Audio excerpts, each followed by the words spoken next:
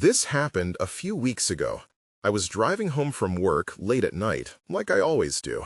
The office was quiet, and I felt tired but relieved. The streets were empty, and it was just me, my car, and the dark road ahead. I usually enjoyed the peace, but that night something felt off. When I turned onto the back roads, the tall grass swayed slightly in the wind. I could hear the hum of my engine. As I drove further, I caught sight of her, standing by the side of the road, a woman in a white dress. My heart raced as I slowed down. Should I help? But as I looked closer, she just stared at me, and then she was gone.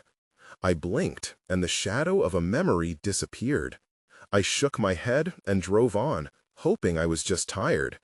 The next night, I took the same route. The air felt thick, and I had this nagging feeling that someone was watching me. Maybe I imagined the woman? Then I noticed a car behind me, but when I looked in my rearview mirror, there was no driver, just an empty car. My heart began to race again, and I pressed the gas pedal. It was like I was caught in a movie, and when I looked back again, the car vanished.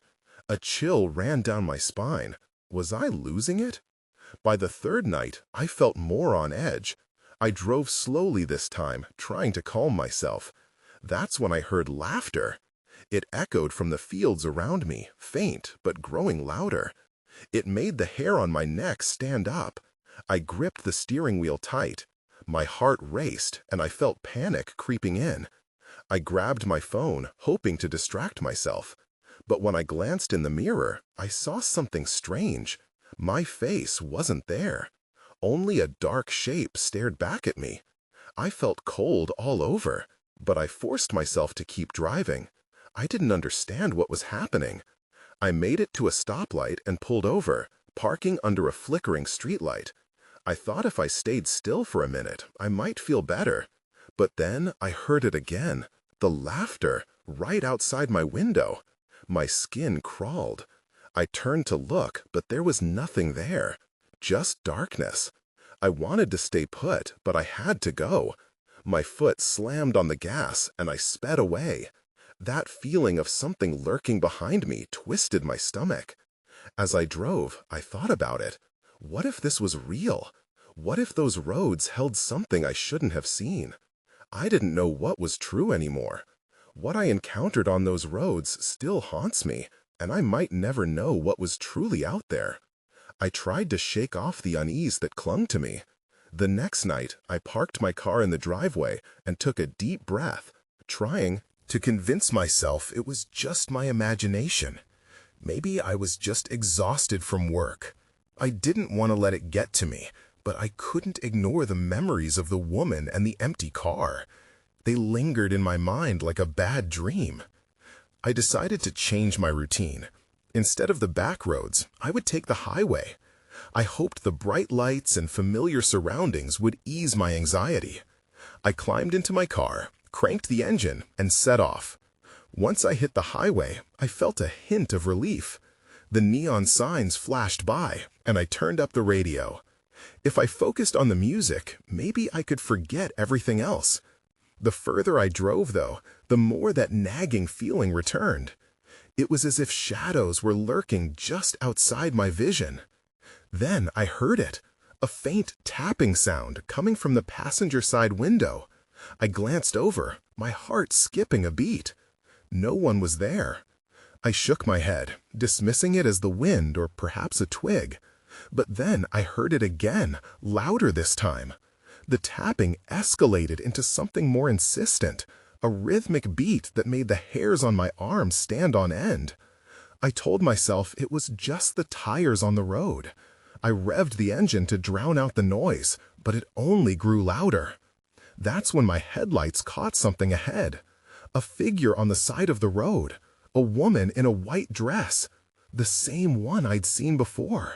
Panic surged through me, and I slammed on the brakes. I didn't belong here, not anymore. As I skidded to a stop, my breath quickened. I watched her closely, waiting for her to turn and meet my gaze, just like before. She remained still, almost ethereal. The laughter I had heard on the backroads echoed in my mind, and I fought the urge to roll down the window. My gut screamed for me to leave, so I did. I shifted into drive and sped away, my eyes glued to the rearview mirror. But she wasn't there anymore. Instead, there was the shadow of the car I had seen on the backroads, the empty driver's seat, the engine off. I blinked hard, convinced that I was just losing my mind. My hands trembled on the wheel. I needed to get home, but every turn felt like I was spiraling deeper into something dark. Suddenly, my phone buzzed beside me. I glanced down, and a chill ran through me. The screen glowed with a message, "Don't look back." My heart raced. Who was this? Had someone been watching me?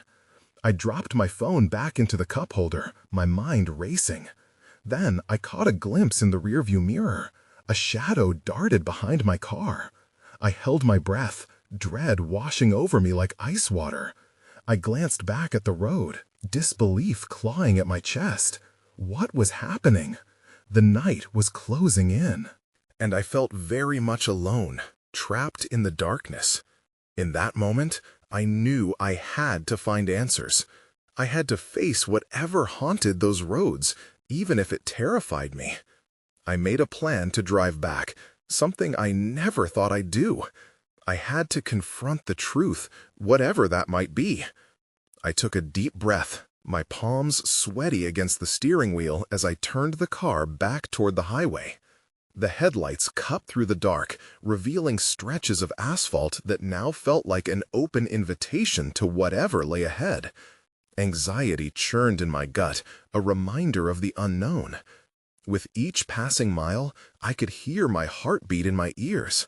I cursed myself for not stopping to collect more information about the woman in white. Did she need help, or was she something darker? I had so many questions and no answers. The message on my phone loomed large in my mind. Don't look back. Yet here I was, forcing myself to return to the very spot that had rattled me. Once I reached the stretch of road where I'd seen her, my grip tightened around the wheel. The neon signs had disappeared, leaving nothing but the dim light of the moon. I slowed down, scanning the roadside for just a hint of movement. My breath came out in shallow bursts, and I fought the urge to back out and drive away again. Then I saw it, a flicker in the distance. My heart raced as I recognized the familiar figure. She stood there, just as I remembered, the white fabric of her dress flowing in a breeze that seemed impossible on a still night. I hesitated, mentally debating whether to approach or flee.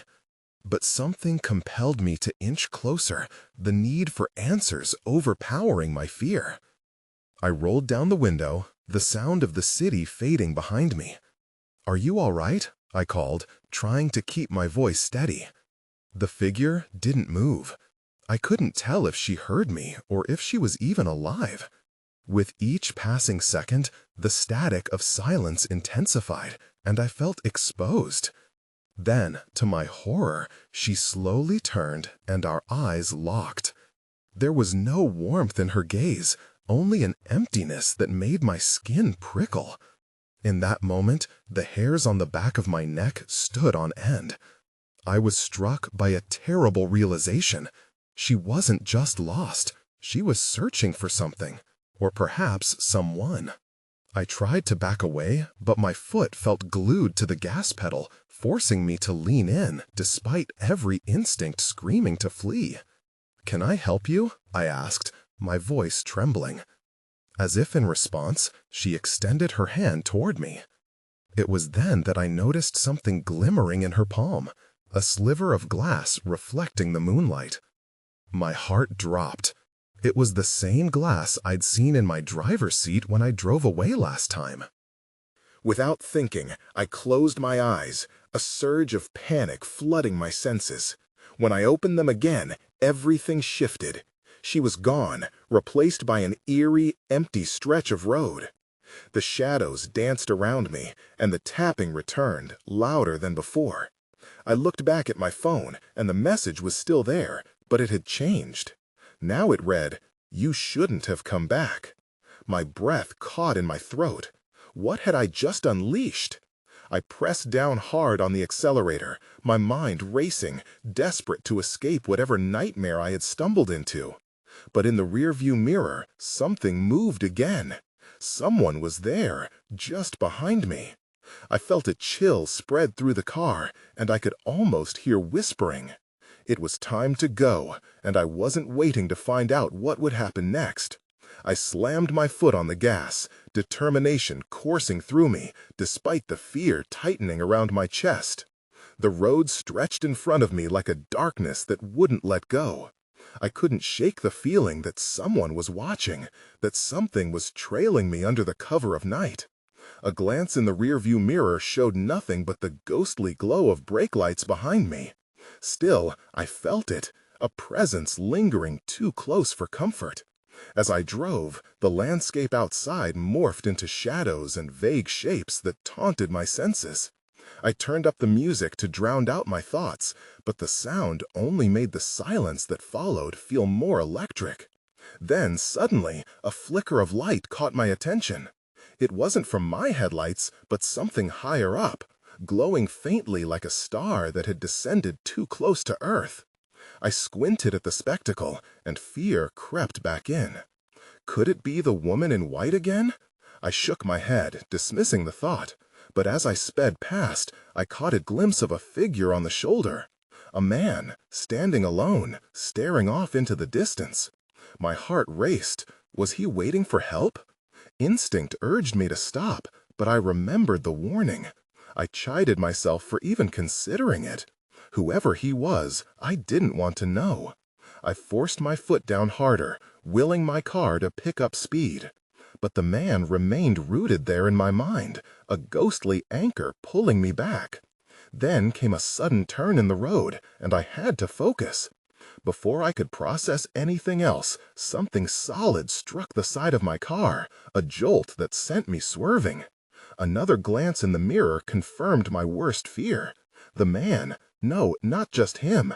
There were figures emerging from the darkness, a handful of shadowy outlines scattered along the roadside.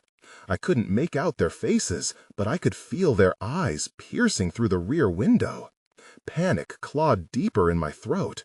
The road ahead was winding, and I fought to keep my focus. The trees loomed ominously on either side, stretching their twisted limbs toward me like hands beckoning me to stop. I gripped the steering wheel tighter and felt the sweat ooze from my palms onto the leather. Why were they out there? Were they real or merely a trick of my mind? Just ahead, the neon blur of a gas station flickered into life. I had to pull in. I needed a moment to breathe, to recalibrate.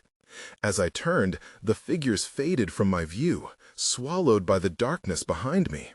My heart pounded like a war drum as I parked and killed the engine, plunging the night into silence, a silence that echoed louder than any noise I had just escaped. Emerging from the car, I was hit by the stale scent of gasoline. I glanced around, half expecting to see the man lurking in the shadows. Instead, the lot was empty and quiet, save for the soft buzzing of the flickering neon sign overhead. With shaky hands, I fished out my phone, hoping to distract myself with something normal. As I checked my screen, the message appeared again, the same one that had haunted me since I left home. You shouldn't have come back. The words burned into my eyes. They meant something more than I understood. That's when I felt it, a hand on my shoulder. I spun around, dread pooling in my stomach. There stood the man I had seen on the road, his face obscured by the dim light, but I could see his eyes, searching, pleading. "Help me," he whispered. My breath was shallow. I needed to get out of there, but part of me wanted to know, what did he want? I hesitated, my body frozen in disbelief. This was real, and I had to react. "What do you mean?" I blurted out, my voice cracking. The man stepped closer, and I could see the desperation etched on his features. "They're coming for me. You have to help me before it's too late." I didn't want to engage, but something about him pulled me in. A tight knot formed in my stomach. "Who's coming for you?" Before he could answer, a chilling howl pierced the air, echoing through the empty gas station. I jumped, my heart racing again. The man turned toward the sound with wide eyes. "We need to go, now!" Panic surged through me. I had experience with fear, and this felt primal. I took a step back, my instinct screaming at me to avoid this stranger. "I can't. Please," his voice cracked, urgent and raw. "You don't understand. They won't stop until they get me." I glanced toward my car, the only semblance of safety in this madness. But the way he looked at me, as if he could see inside my soul, made me hesitate. "I'm not sure what you want from me, but I can't help you," I said, my voice barely a whisper. "Just drive." His eyes darted past me, scanning the shadows as if expecting someone to appear. "If I'm not with you, they'll take you too." The words hit me hard. I didn't want any part of this, but the fear that gripped me was suffocating. The man had a point. Something felt off, and I didn't want to be caught alone out here. "Okay," I said, more to calm myself than anything. "Get in." He didn't waste a second, sliding into the passenger seat as I fumbled with the keys. The car roared to life, and with trembling hands, I pushed the gear into drive. The gas station lights faded behind us, and a heavy silence settled in the vehicle. "Where do I go?" I asked, trying to hold on to a shred of control. "Just keep going straight," he instructed, his gaze fixated on the rearview mirror. "Don't look back." I fought the instinct to glance behind. Instead, the tension in my gut twisted tighter. "What do I do if they show up?" "Trust me, they won't," he muttered, but his voice wavered. Minutes ticked by, the only sound filling the car the low hum of the engine and my ragged breathing. The darkness outside felt alive. The trees seemed to close in on us, thickening as we drove farther from the light. Shadows flickered across the road like fleeting ghosts, and I couldn't shake the sensation that we weren't alone. "Who are you?" I asked, trying to anchor myself to something normal. "What do they want?" For a moment, he remained silent, staring ahead. "It's not just me they're after, it's everything I know." My stomach dropped. "What does that mean?" But he suddenly stiffened, eyes locked on the road behind us. "They're here!" With a jolt, my heart raced anew. I dared to glance at the rearview mirror, and my blood ran cold. A dark car was tailing us, its headlights burning bright, closing in too fast. I pressed the gas pedal down harder, my pulse thrumming in my ears. "What do I do?" "Don't let them get close," he shouted, panic spilling into his voice. Then everything went dark. Light flooded back, sharp and blinding. My vision adjusted just in time to see the dark car inches from my bumper. My heart raced as I slammed on the brakes, swerving away from the threat. The tires screeched, and I barely regained control of the car, veering off the road and onto an uneven patch of gravel. "What are you doing?" the man shouted, his voice a mix of fear and urgency. "I'm trying to lose them," I yelled back, my hands gripping the steering wheel so tightly my knuckles ached. The dark car skidded to a halt behind me, its headlights casting a long shadow. My stomach twisted. I was trapped. I could see figures moving inside, their faces obscured by darkness, but I felt their gaze piercing through me. "Keep moving," he urged, though I was paralyzed. What if they were armed?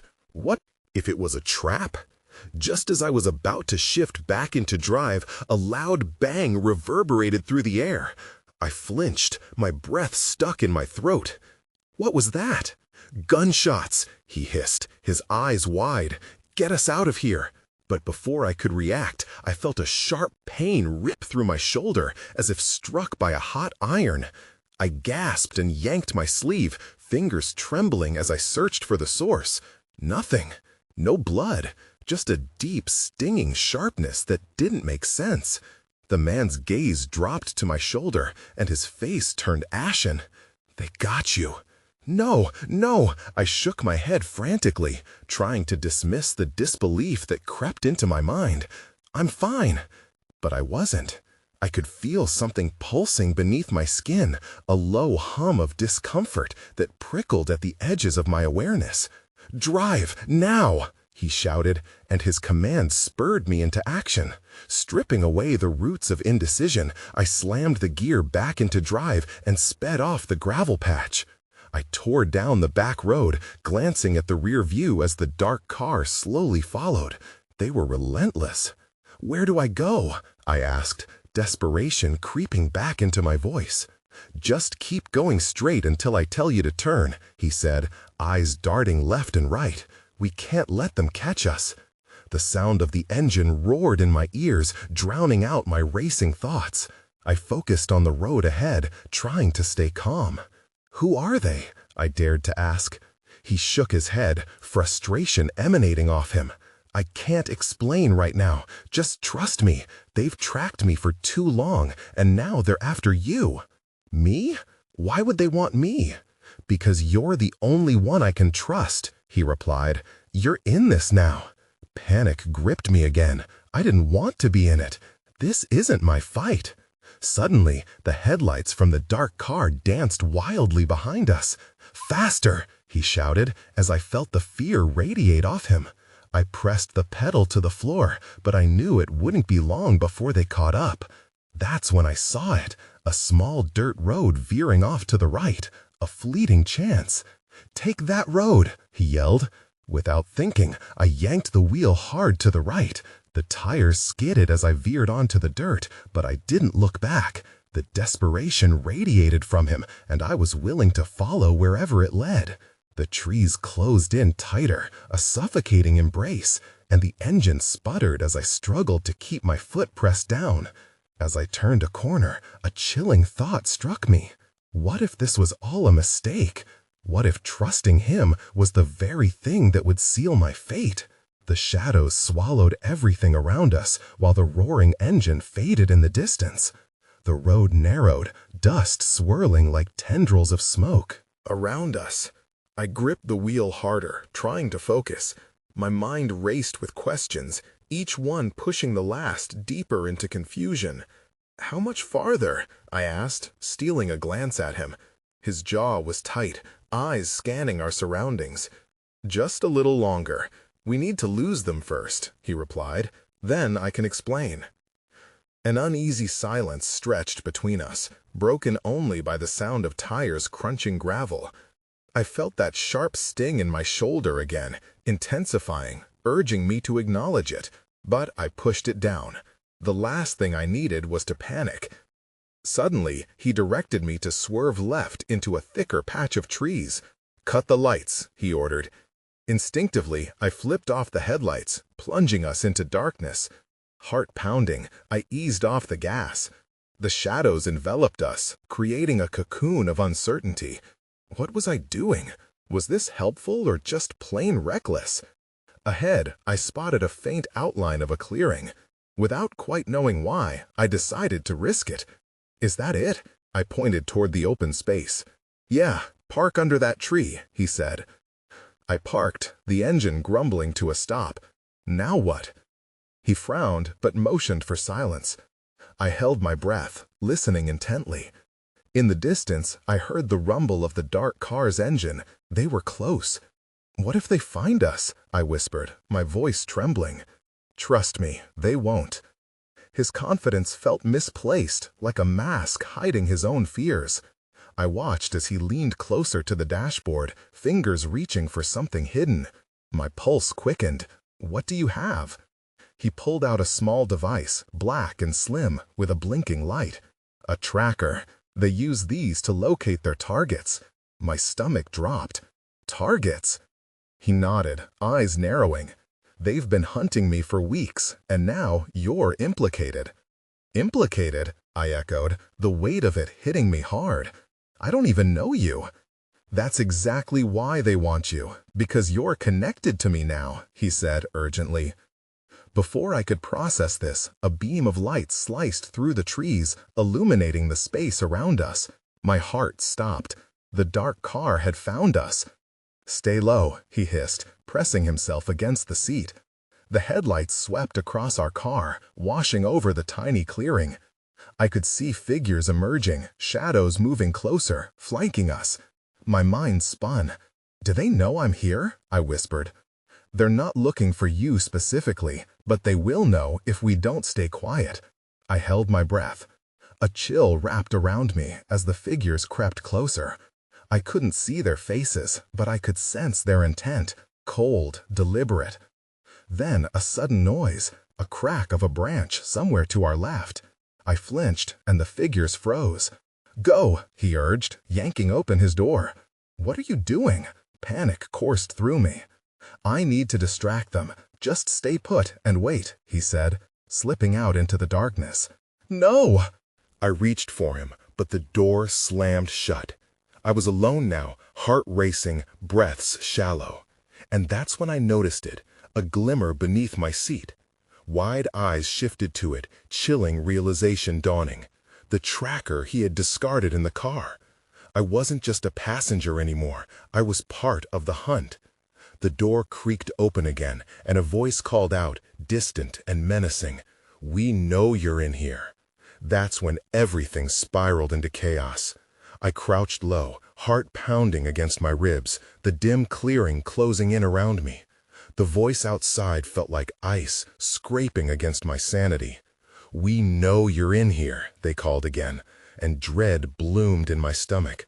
I glanced beneath the seat. The tracker blinked steadily, a heartbeat echoing in the silence. I had to get it out. If they found that, it would lead them straight to us. Just then, footsteps crunched on the gravel outside. I held my breath, straining to hear. I could feel their presence like a dark cloud, threatening to engulf me. Where did he go? Another voice, deeper, glided through the night air. "Search the area. He can't have gone far." A shiver ran down my spine. They were searching for him, and I was just collateral damage. I slipped my hand under the seat, reaching for the tracker. My fingers brushed against something cold and metallic. It wasn't just the tracker. It was a small knife, its blade dull but intimidating. I clenched it tightly, heart racing. Was he expecting me to fight back? The footsteps moved closer. Panic surged as I fumbled to pull the tracker free. I struggled to grasp it without making noise, every flicker of light outside feeling like a countdown. "Check the car," a voice barked, sending adrenaline coursing through me. They were coming for me. I had to think fast.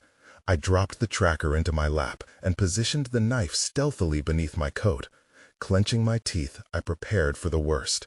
I could hear them, soft, steady movements, like hunters closing in.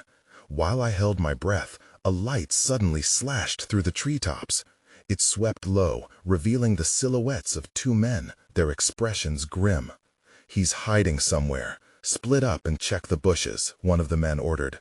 I pressed my back against the seat, praying they wouldn't think to look inside.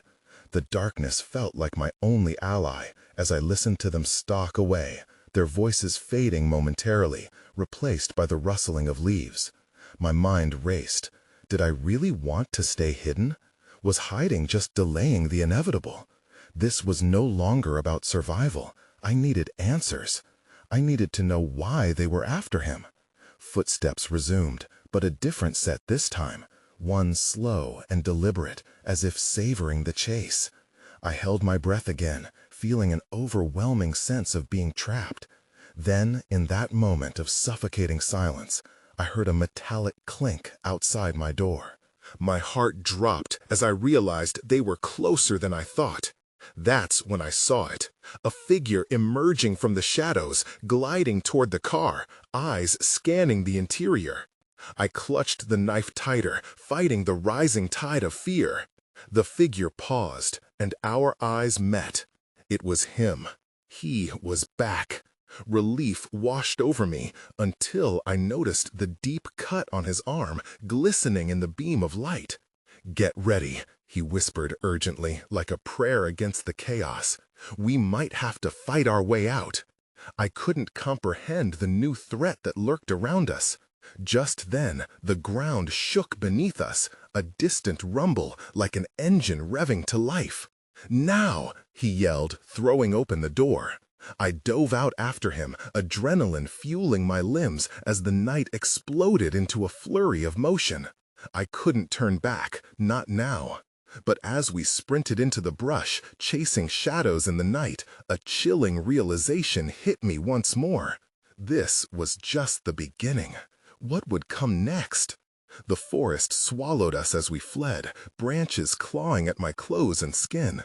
I focused on his back, the way he moved with urgency, but that cut on his arm shadowed my thoughts. Was he hurt, or was this something worse? "Keep going," he shouted over his shoulder, and I picked up my pace, lungs burning. The sound of heavy footsteps thudded behind us, growing louder. My mind raced, piecing together fragments of the chaotic moment. Why were they after him? Why was I dragged into this nightmare? Turning back wasn't an option.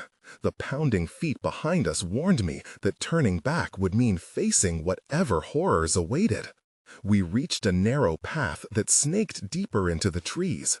All I wanted was to escape, but anxiety gnawed at me. I couldn't just run blindly. We were in the thick of it now. "Where are we going?" I gasped. "Just ahead, there's a cabin. We can hide there." He pointed down the dark path. The cabin appeared as a silhouette against the backdrop of trees, faint moonlight struggling to illuminate its weathered walls. My heart sank. A cabin? It felt more like a trap. "Are you sure?" "No choice," he snapped, urgency echoing in his voice. I followed him to the door, and he shoved it open with a violent shove. The door creaked in protest, revealing a musty interior that smelled of old wood and decay. I hesitated before stepping inside, instincts screaming at me. As we entered, he closed the door behind us, both of us gasping as we leaned against it, hearts pounding against the stillness. The only sound was our heavy breathing and the distant rustle of leaves outside. He scanned the room and then nodded toward a corner filled with dusty furniture. "Over there," he whispered, leading me toward a tall cabinet. I peeked out of the filthy window. The moon had risen, casting a ghostly light. Over the clearing, I could see shapes moving just beyond the trees, their silhouettes darting in and out of sight. My heart raced as I noticed one of them, dark and hulking, marching steadily toward us. "Crouch," he hissed, and we crouched low behind the cabinet, our breaths shallow. "Who are they?" My voice trembled, barely a whisper. "I don't know," he replied, gripping the knife tighter, "but they won't stop until they find what they're looking for." I swallowed hard. Was he the target? Why was I involved in this madness? Suddenly, a loud crash outside startled me. I flinched and squeezed my eyes shut. The door rattled as something heavy slammed against it. "Stay quiet," he urged, his voice barely above a breath. I pressed my hand to my mouth to silence the panic rising within. The noise intensified, a chorus of thuds and shouts broken by the snapping of branches. "Do you have any other weapons?" he asked urgently, searching my face for answers. I held up the knife, but I could see doubt reflecting back in his eyes. "It won't hold them back for long," he admitted. That's when I caught a glimmer of movement through the corner of my eye. Something was shifting just outside the door, dark shapes creeping, and whatever they were hungry. The wood groaned under more weight pressing against the door, and I felt a wave of dread wash over me. Would we make it out? "Whatever happens, stay behind me," he said firmly. "On 3, we bolt." Just before he reached 3, the door exploded inward, and everything went dark. I stumbled backward, my heart racing as the door frame splintered, sending debris flying. The blinding light from outside illuminated the hall, revealing shadowy figures, a few distorted shapes and glimmers of eyes reflecting the moonlight. Panic gripped me like a vice. There was no going back. We had no choice but to face whatever hunted us. "Now!" he shouted. And in that moment, adrenaline surged through me. We bolted past the remnants of the door, sprinting into the night. The cool air hit me, invigorating yet terrifying, and I felt weightless but aware of the threat looming behind us. We ran toward the tree line, weaving through the darkness, branches whipping at my face, both a shield and a barrier to escape. "Don't look back," he yelled again, but my instincts screamed at me to check. Just as I glanced over my shoulder, the moon revealed a dozen shadows flooding from the cabin, gliding toward us with unsettling grace. Heart in my throat, I refocused on the path ahead, barely hearing the whispers that danced on the edge of consciousness. "Faster," he urged, and the urgency in his voice propelled me to push harder, lungs burning, muscles aching. The dark figures were relentless, echoes of their pursuit drawing closer with each hurried heartbeat. We dashed deeper into the woods, where the noise of rustling leaves and snapping twigs surrounded us. But something else lurked with them, a whispering wind, curling around branches like tendrils, beckoning me to listen. With every ragged breath, I felt his presence beside me. Was he guiding me, or was I leading him? The familiar path faded into the unknown. I questioned if there would ever be an end to this chase. Mist hung low, shrouding the ground like a serpent ready to strike, a fog that seemed alive, blurring reality. Then, suddenly, we stumbled into a small clearing bathed in silvery light, a temporary refuge amidst the chaos. He skidded to a halt, glancing at me with wild eyes. "We can't stop." But the desperation felt palpable. A moment of choice loomed over us. "What if they catch us?" I gasped, the exhaustion creeping in.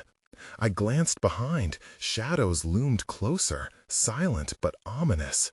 He ran a hand through his hair, the glimmer of defeat in his expression. "I don't think they will, not if we keep moving."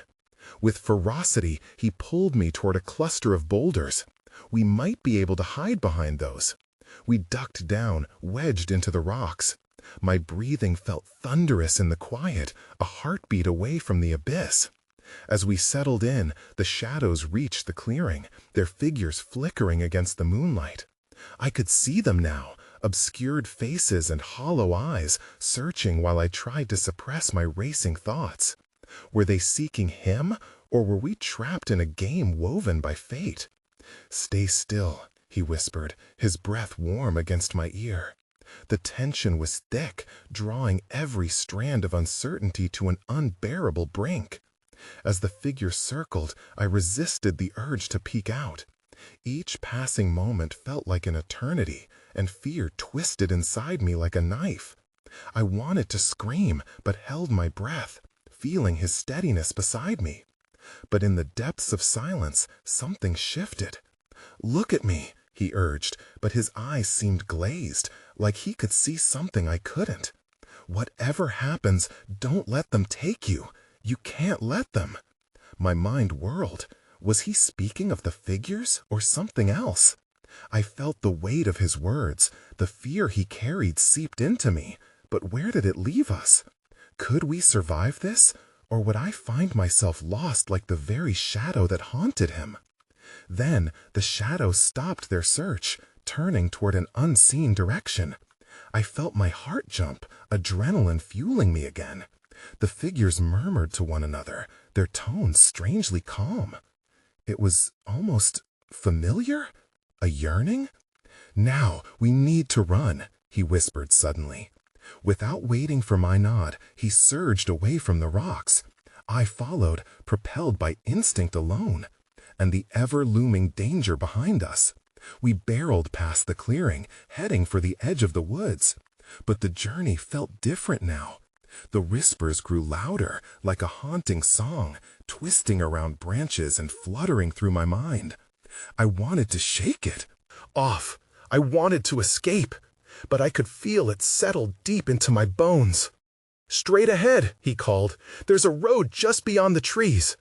I pressed forward with renewed energy, desperate to believe in that promise. As we burst through the underbrush, something flickered in my periphery. It was the dirt road. We had made it. But the shadows followed, their pursuit relentless. We reached the gravel surface, illuminated by faint lights in the distance, an oasis of safety. Just as I thought freedom was near, I felt an unyielding pull, a hesitation creeping in like a storm. What awaited us on that road? And where did the shadows lead? "Keep moving," he screamed, breaking me from my reverie. We raced toward the distant lights, but as we drew closer, I realized something. The figures were drawn to it, moving toward the illuminated exit, merging into one single mass. What were they?